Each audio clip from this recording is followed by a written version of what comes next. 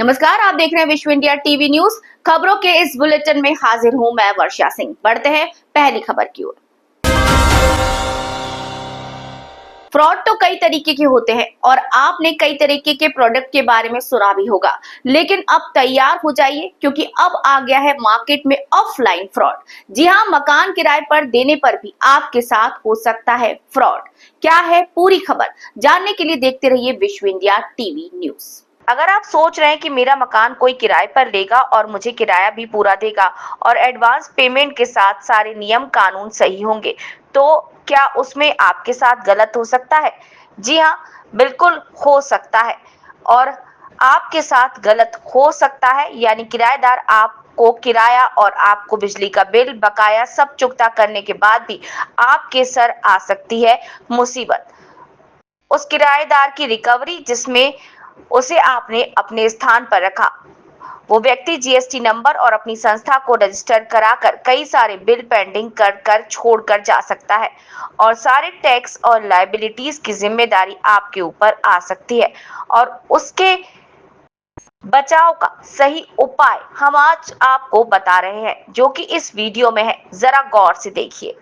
साथियों, एक नया फ्रॉड देखने में आया। ऑनलाइन तो नहीं, ये ऑफलाइन फ्रॉड है। इसमें एक व्यक्ति किसी घर में जाता है, टेनेंट बन के उसका रूम किराए पे लेता है, एग्रीमेंट बनाता है, विधिवत सिक्योरिटी डिपॉजिट भी करता है। 15-20 दिन रहने के बाद वो अचानक से चला जाता है और उसके बाद सिक्योरिटी डिपॉजिट वापस भी नहीं लेता है। लोग बड़े खुश होते हैं, लेकिन बाद में उनके पास जीएसटी का नोटिस आ जाता है उस एड्रेस पे लेके, और उस एड्रेस पे फिर उसके बाद लायबिलिटी उनकी निकल आती है जीएसटी की।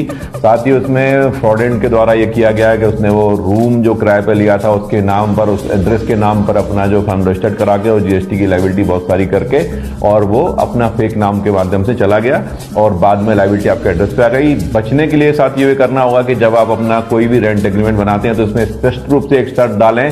वो शर्त में लिखा जाए कि किसी प्रकार के जो है बिजनेस एक्टिविटीज के लिए रूम रेंट का जो है रूम का इसका उपयोग नहीं किया जाएगा।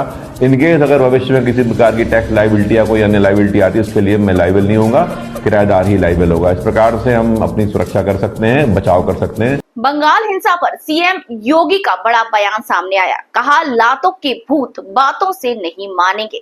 क्या कहा योगी आदित्यनाथ ने, जानिए इस खबर में। देखते रहिए विश्व India TV news. Uttar Pradesh के मुख्यमंत्री योगी आदित्यनाथ ने पश्चिम बंगाल स्थित मुर्शिदाबाद और 24 परगना जिले में हुई हिंसा पर प्रतिक्रिया दी है। वेस्ट बंगाल, पश्चिम बंगाल स्थित मुर्शिदाबाद और 24 परगना जिले के भांगड़ में हिंसा के बाद स्थानीय प्रशासन का दावा है कि हालात नियंत्रण में है। इसी बीच उत्तर प्रदेश के मुख्यमंत्री योगी आदित्यनाथ ने मुर्शिदाबाद को लेकर बड़ा बयान दिया है। सीएम ने कहा है कि लातों के भूत बातों से नहीं मानेंगे, दंगाई डंडे से ही मानेंगे। जिसे बांग्लादेश पसंद वो बांग्लादेश जाए। बंगाल हिंसा पर कांग्रेस समाजवादी पार्टी खामोश है। सीएम ने कहा कि बंगाल जल रहा है, वहां की मुख्यमंत्री चुप है। दंगाइयों को शांति दूत कहती हैं। लातों के भूत बातों से नहीं मानेंगे। सेक्युलरिज्म के नाम पर दंगाइयों की खुली छूट है। सीएम ने कहा कि पिछले एक हफ्ते से मुर्शिदाबाद जल रहा है, सरकार मौन है। इस प्रकार की अराजकता पर लगाम लगनी चाहिए। बंगाल जल रहा है, पूरा मुर्शिदाबाद पिछले एक सप्ताह से जल रहा है। वहां की मुख्यमंत्री चुप है, दंगाइयों को शांति दूत कहती है। अरे लातों के भूत बातों से कहां मानने वाले हैं?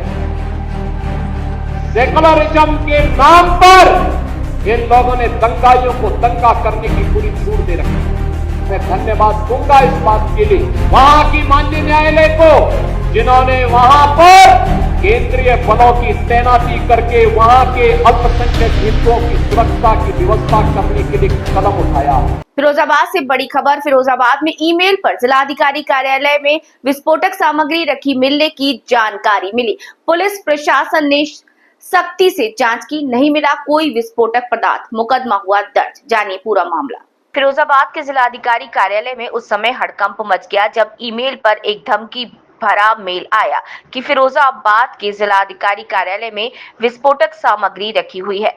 ईमेल के आते ही जिलाधिकारी कार्यालय के साथ साथ पुलिस विभाग में हड़कंप मच गया और इसको लेकर तत्काल प्रभाव से विशेष दल की टीम और डॉग स्क्वाड की टीम ने जिलाधिकारी कार्यालय के आसपास चेकिंग अभियान चलाया, लेकिन चेकिंग के दौरान कोई विस्फोटक सामग्री नहीं मिली। वहीं इस पूरे मामले को लेकर थाना मटसेना इंचार्ज ने साइबर क्राइम थाने में मुकदमा दर्ज कराया।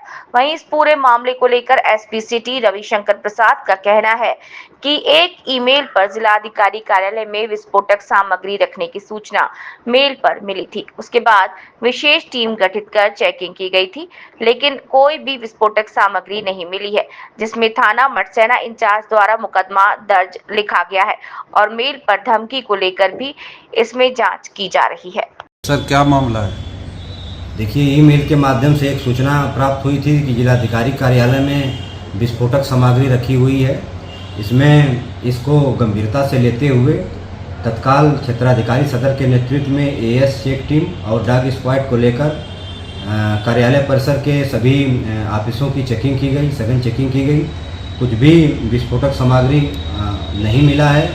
इसमें इंस्पेक्टर मटसेना की तहरीर के आधार पर साइबर थानाओं में उचित धारा में हम लोग अभियोग पंजीकृत कर रहे हैं। बाकी मेल के माध्यम से भी डिटेल निकलवाया जा रहा है, कहां से मेल आया था, किसका है, और इसमें जो भी डिटेल आएगा उस हिसाब से आवश्यक वैधानिक कार्रवाई हम लोग करेंगे। भारतीय किसान यूनियन टिकैत की पंचायत सदर तहसील में हुई संपन्न संचालन संगठन मंत्री ने किया हाथरस से खबर। जनपद हाथरस में मंगलवार को 15 बुधवार को भारतीय किसान यूनियन टिकैत की पंचायत सदर तहसील पर जिला संगठन मंत्री संजीव कुमार भोला सूर्यवंशी, युवा जिला अध्यक्ष आशु चौधरी के नेतृत्व में हुई पंचायत की अध्यक्षता बंटी ठाकुर ब्लॉक अध्यक्ष ने और संचालन संजीव कुमार भोला सूर्यवंशी ने किया। किसानों की समस्याओं के समाधान के लिए मुख्यमंत्री उत्तर प्रदेश के नाम ज्ञापन सदर तहसील उप जिलाधिकारी नीरज शर्मा को सौंपा, जिसमें से नियम मांगे इस प्रकार थी। एमएपी गारंटी कानून लागू किया जाए, जिले के संपर्क मार्ग जो अधिक टूटे हुए हैं उन्हें जल्द से जल्द सुधारा जाए, निर्माणाधीन राष्ट्रीय राजमार्ग सलेमपुर, जहांगीरपुर, शेखपुरा, अजीत, बयानपुर आदि गांव की समीप अवैध भू खनन को रोका जाए, बिजली की अत्यधिक कटौती और अवैध वसूली को रोका जाए आदि मांगों सहित ज्ञापन सौंपा। ज्ञापन देते समय जिला संगठन मंत्री संजीव कुमार भोला सूर्यवंशी, युवा जिला अध्यक्ष आशु चौधरी, तहसील अध्यक्ष महेंद्र सिंह धनगर, ब्लॉक अध्यक्ष बंटी ठाकुर, तहसील अध्यक्ष विष्णु चौधरी, सासनी तहसील उपाध्यक्ष नरेंद्र सिंह उर्फ खन्ना, मनीष कुशवाहा, सूरज चौधरी, सत्येंद्र पाल सिंह, विक्रम सिंह, जंगली प्रसाद आदि लोग मौजूद रहे। शादी से 9 दिन पहले सास भगाने वाले दामाद पर केस में बड़ा खुलासा हुआ।